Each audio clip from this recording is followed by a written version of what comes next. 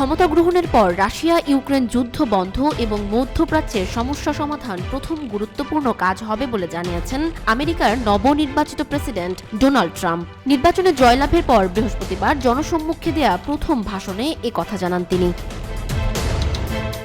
বৃহস্পতিবার ফ্লোরিডায় ঘনিষ্ঠজনদের সাথে গালা নাইট উদযাপন করেন ট্রাম্প। এ সময় তার জয়ের জন্য সমর্থকদের ধন্যবাদ দেন তিনি। ক্ষমতায় গিয়ে নির্বাচনী প্রতিশ্রুতি পূরণ করা হবে বলেও জানান ট্রাম্প।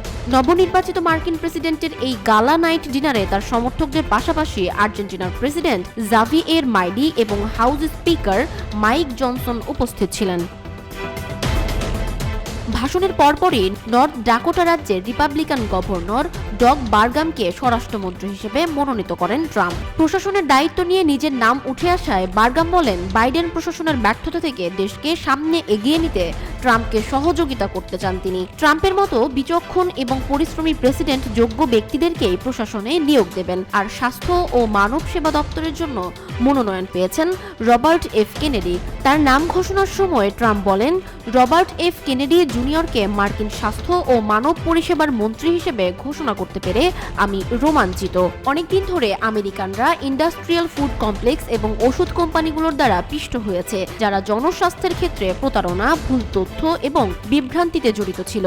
এই দপ্তরকে ঢেলে সাজাবেন কেনেডি। যদিও মার্কিন স্বাস্থ্য খাতে কেনেডি জুনিয়র একজন বিতর্কিত ব্যক্তিত্ব, বিশেষ করে করোনার টিকার বিরুদ্ধে অবস্থানের জন্য তিনি ব্যাপকভাবে আলোচিত সমালোচিত।